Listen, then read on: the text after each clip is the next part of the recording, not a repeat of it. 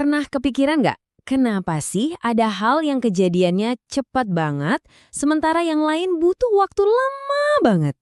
Dari kembang api yang meledak dalam sekejap, sampai pagar besi yang pelan-pelan berkarat, ternyata ada ilmunya loh yang ngatur itu semua. Nah, inilah dunia kecepatan kimia. Ini dia nih misteri utama yang mau kita bongkar bareng-bareng. Pertanyaan simpel ini sebenarnya memegang kunci buat kita ngerti seberapa cepat dunia kimia bekerja. Dan jawabannya bakal kita temukan sama-sama. Oke, untuk bisa memecahkan misteri kembang api versus pagar berkarat tadi, kita harus paham dasarnya dulu, ya kan? Jadi kita mulai dari yang paling basic. Sebenarnya apa sih yang dimaksud dengan laju reaksi? Gampangnya gini, ini tuh ukuran kecepatan. Mirip lah kayak kilometer per jam di mobil, tapi ini buat reaksi kimia. Jadi laju reaksi itu pada dasarnya ngukur seberapa ngebut bahan-bahan awal berubah jadi produk akhir. Coba bayangin kita lagi bikin kue. Reaktan itu ya bahan-bahannya, tepung, telur, gula, yang lama-lama bakal habis kita pakai. Terus produknya ya kue yang jadi itu. Nah, laju reaksinya itu seberapa cepat bahan-bahan tadi berubah wujud jadi kue. Simple kan? Oke, sekarang kita masuk ke bagian yang lebih dalam. Sebenarnya ada semacam aturan main rahasia yang jadi dasar kenapa reaksi itu bisa beda-beda kecepatannya. Namanya teori tumbukan. Inti dari teori tumbukan ini sebenarnya gampang banget.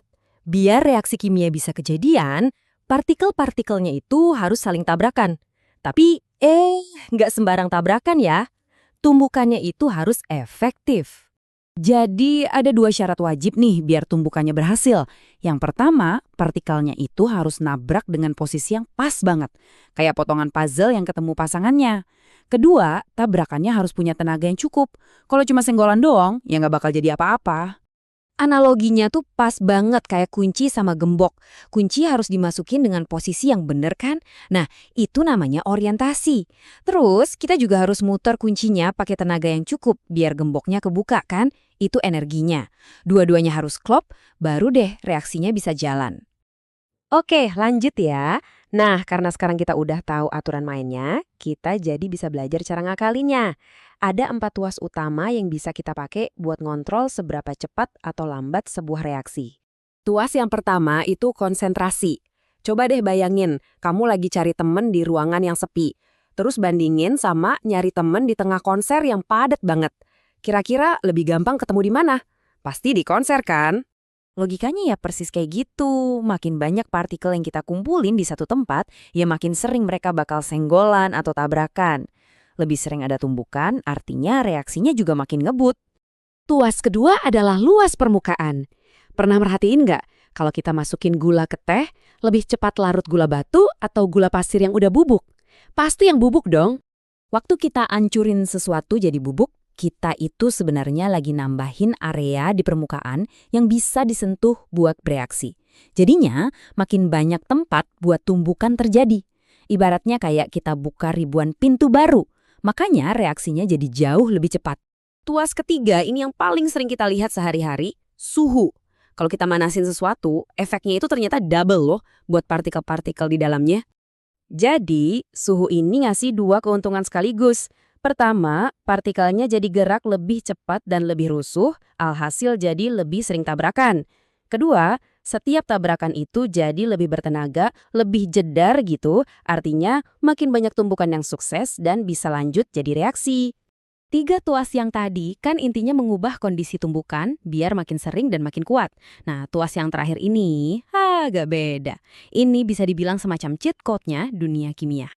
Kenalin, namanya katalis. Katalis ini kerjanya bukan bikin partikelnya jadi lebih heboh. Bukan. Dia itu kerjanya justru nurunin standar. Dia bikin jalan tol atau rute alternatif yang lebih gampang, jadi energi minimal yang dibutuhin biar reaksi berhasil itu jadi lebih rendah. Oke, sekarang mari kita satukan semuanya. Keempat faktor ini, konsentrasi, luas permukaan, suhu, dan katalis, ini tuh ibaratnya panel kontrol utama kita buat ngatur kecepatan reaksi kimia apapun. Nah, ini dia rangkuman panel kontrol kita. Setiap tuas yang kita putar, naikin konsentrasi, nambahin luas permukaan, ningkatin suhu, atau nambahin katalis, semuanya punya efek langsung ke tumbukan partikel, yang akhirnya nentuin kecepatan reaksi. Intinya adalah, dengan memahami aturan-aturan ini, kita bukan cuma jadi penonton, tapi kita bisa jadi pengendali reaksi kimia.